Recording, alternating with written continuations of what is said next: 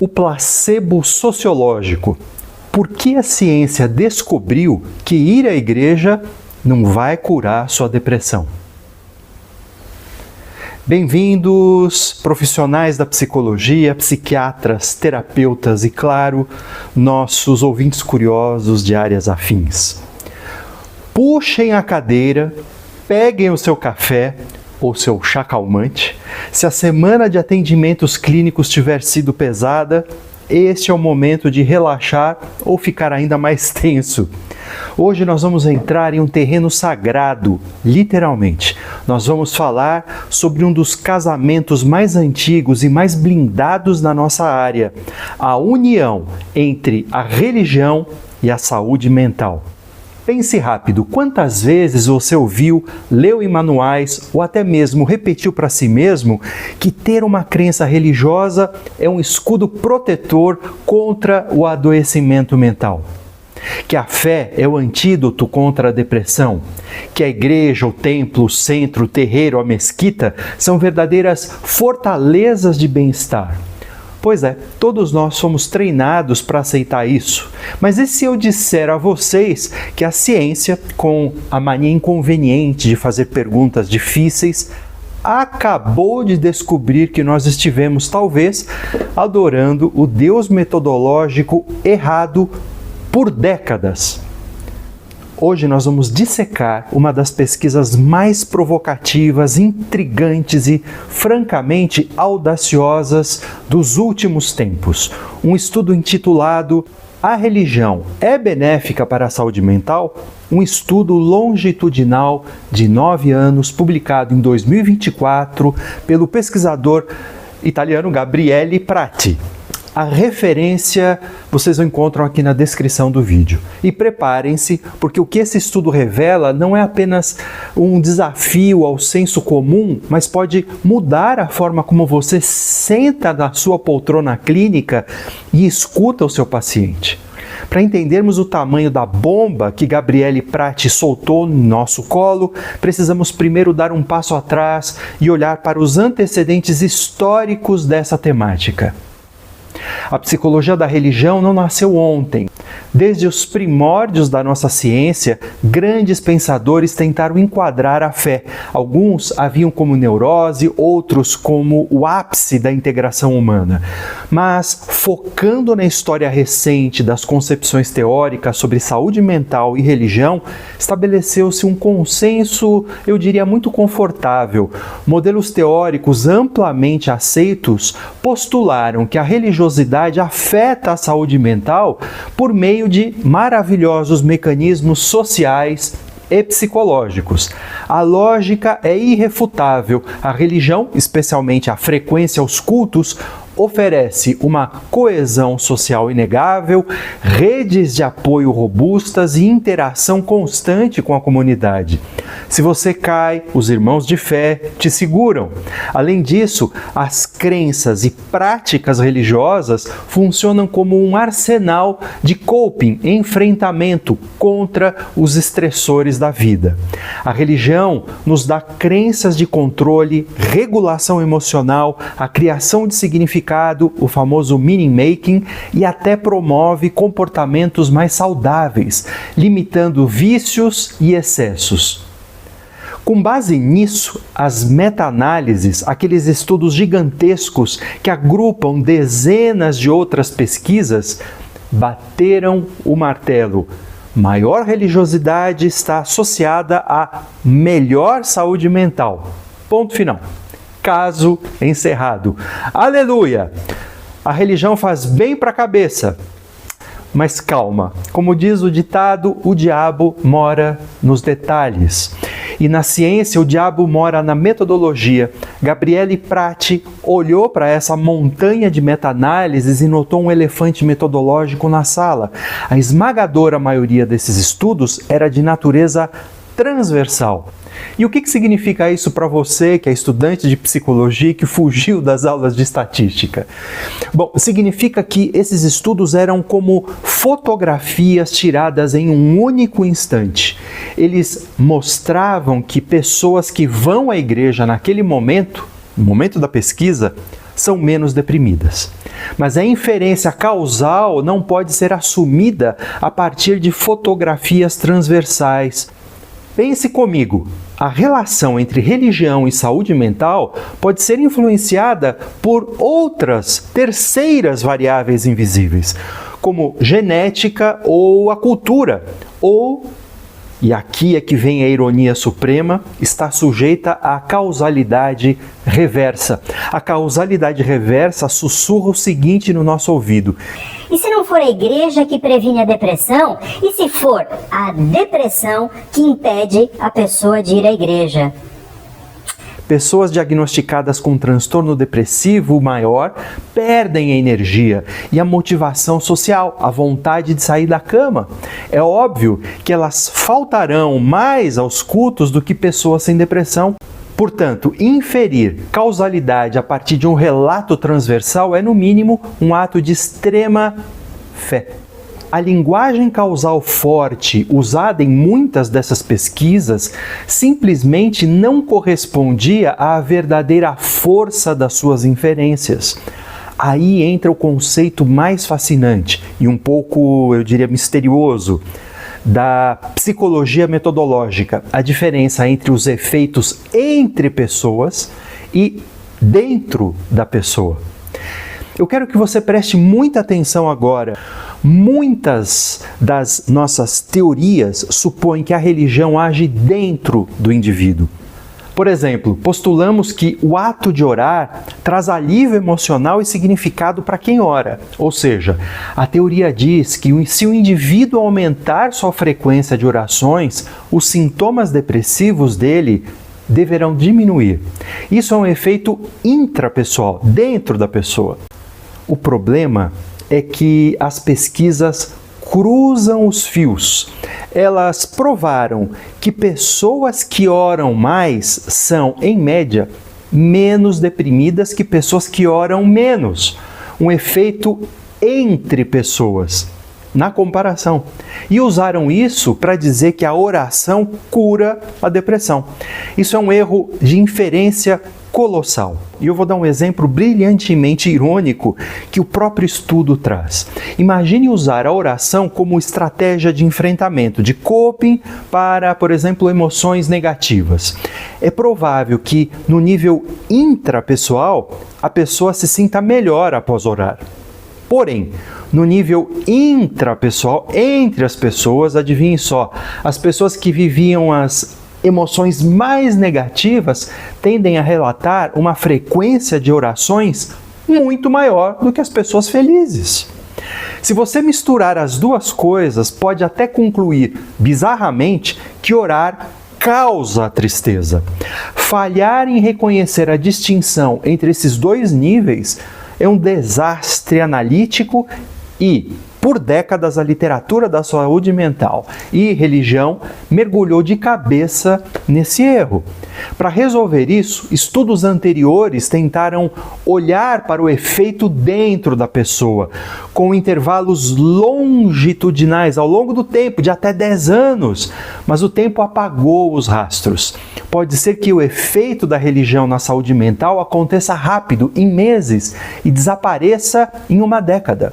Além disso, esses estudos só focavam no bem-estar, esquecendo a psicopatologia. Chegamos então ao herói, ou talvez o vilão das certezas fáceis, no nosso episódio de hoje. A pesquisa de Gabriele Prati, desenhada para separar, finalmente, o que é traço de personalidade do que é um efeito causal real. O racional do estudo era simples e ambicioso. Vamos pegar uma amostra gigante, acompanhá-la ao longo do tempo, intervalos de cerca de 6 meses a 1 ano, separar as diferenças fixas entre os indivíduos e observar como as mudanças flutuantes na religiosidade afetam os sintomas psiquiátricos e o bem-estar dentro de cada pessoa e vice-versa. Como é que a pesquisa foi feita? O Prati utilizou os dados do GESIS Panel, uma amostra impressionante de 8.146 adultos residentes na Alemanha. Ao longo de 9 anos, essa mesma galera foi acompanhada e respondeu a extensos questionários.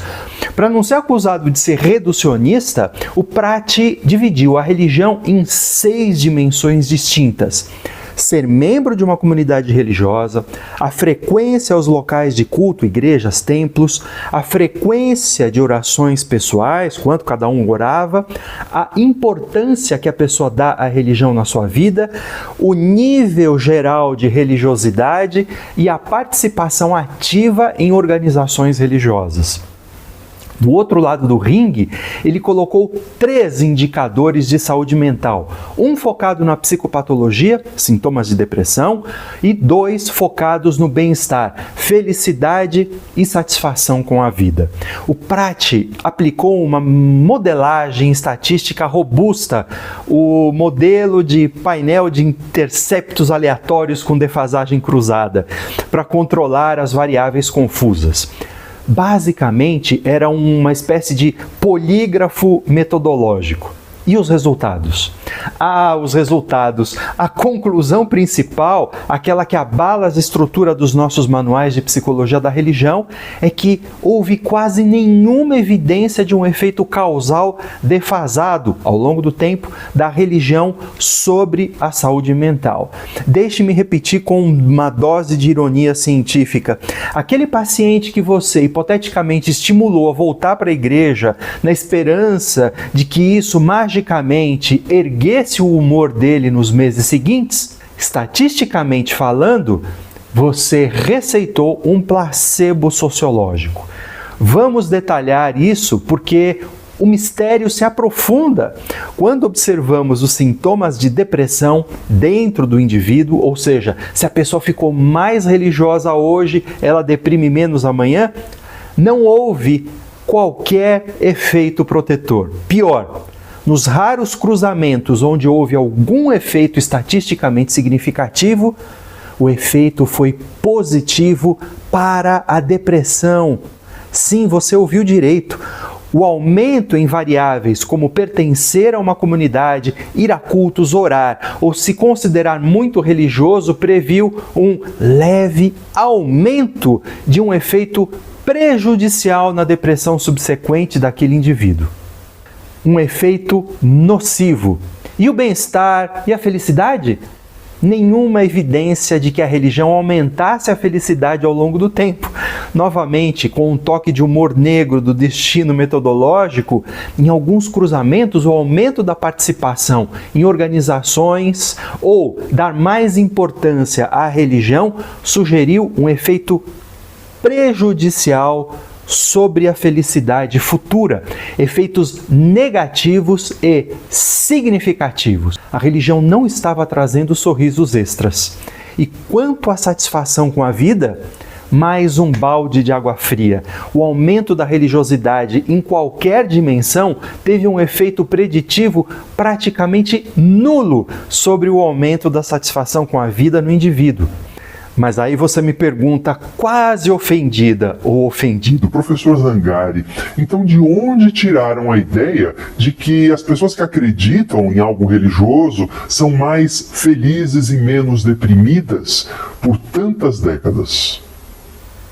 É aqui que a pesquisa de Prati brilha e explica o mistério das pesquisas realizadas anteriormente. Ao avaliar as covariâncias de traços estáveis, as diferenças entre pessoas que independem da oscilação do tempo, o Prati encontrou exatamente o que todo mundo via. Sim, participantes que relatam níveis gerais mais altos de felicidade e satisfação com a vida também relataram de forma estável maior envolvimento religioso, oravam mais, iam mais aos cultos e davam mais importância à fé. São traços casados na população geral. E sobre a depressão? No nível interpessoal fixo entre pessoas, os indivíduos com mais depressão crônica também relataram, de modo geral, uma maior frequência de orações e de idas aos locais de culto, embora participassem menos de organizações. Ou seja, as pessoas mais deprimidas já estão buscando Deus com mais frequência provavelmente como uma espécie de socorro, mas isso não significa que o ato temporal da busca está resolvendo a sua depressão. O que isso nos revela, eu diria de forma implacável, revela é que a enorme discrepância entre o que acontece dentro do indivíduo ao longo do tempo e o que vemos entre pessoas na sociedade é fruto de variáveis confundidoras. A cultura, o genótipo, as experiências da infância, esses fatores formam um combo na pessoa. Pessoas criadas em famílias estruturadas e culturalmente integradas podem herdar tanto a saúde mental quanto a prática religiosa dos seus pais. Os estudos antigos, ao tirarem as suas fotografias transversais, achavam que uma coisa estava causando a outra. E como o Pratti conclui, o benefício da religião sobre a saúde mental foi, muito provavelmente, exagerado nas pesquisas anteriores e pode ser largamente espúrio. Então, colegas e colegas, psicólogos, psicólogas e estudantes de psicologia e de outras áreas afins, o que faremos com as implicações do estudo do Pratti para o nosso campo clínico e de pesquisa? Vamos fechar as portas da psicologia da religião e declarar o tema inútil? De forma alguma. Como ressalta o próprio pesquisador, a religião não perde a sua importância fundamental. Entender a fé e as crenças religiosas oferece uma oportunidade fascinante e indispensável para entendermos os indivíduos e as comunidades em seus contextos culturais. A religião molda visões de mundo. O que muda, e muda drasticamente, é a nossa postura ingênua. Os achados deste estudo destruíram a presunção simplista de que o papel da fé e da prática religiosa é inerentemente e mecanicamente benéfico para a saúde mental. O estudo aponta o dedo na cara do jargão de que para pacientes que já são religiosos, a frequência aos cultos deve ser encorajada como uma forma de aliviar a depressão. Não deve ser vista como uma receita médica garantida. Na clínica, quando estivermos diante de clientes que possuem uma vida religiosa ou espiritual, nós, profissionais da saúde, devemos avaliar cuidadosamente as consequências, os riscos potenciais e os benefícios reais do envolvimento das crenças e das práticas daquele sujeito para a sua própria saúde mental. Lembrem-se que no estudo houve indícios de que o aumento do envolvimento religioso podia até preceder um aumento da depressão. Mas por quê? Talvez por causa das inúmeras nuances que o estudo de Pratti não mediu diretamente, mas que ele mesmo cita na sua discussão. As formas de enfrentamento religioso. Existe um enfrentamento religioso positivo, buscar conforto. Mas existe, e com muita força, o enfrentamento religioso negativo. Por exemplo, sentir-se abandonado ou punido por Deus. E também existem os conflitos interpessoais dentro da igreja, a chamada luta espiritual. Como a religião não é uma pílula purificada, ao aumentar a exposição à religião, o sujeito pode estar aumentando e muito a exposição a culpas morais, expectativas inatingíveis de perfeição e julgamentos da própria congregação. Claro, a pesquisa não é perfeita. E como bons cientistas que somos, devemos citar as suas limitações. Os participantes eram alemães. A dinâmica da fé na Alemanha pode ser radicalmente diferente, digamos, do fervor religioso que nós temos aqui no Brasil. O estudo focou apenas na depressão como psicopatologia principal, deixando de fora transtornos de ansiedade ou outros quadros severos. Foi inteiramente baseado em autorrelato, que tem seus próprios vieses.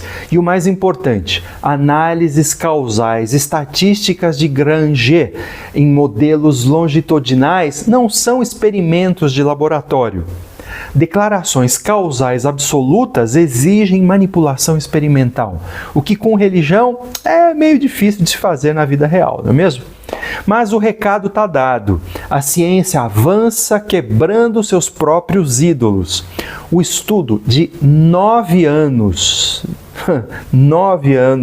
de Gabriele Prati, que analisou detalhadamente as flutuações intrapessoais, nos diz que as mudanças na prática e na crença religiosa ao longo do tempo não predizem e não causam de forma consistente uma melhor saúde mental. A fé não é um paracetamol psicológico.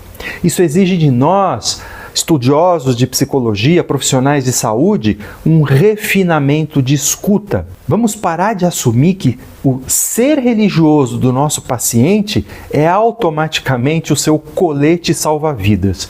Às vezes a religião dele é o barco.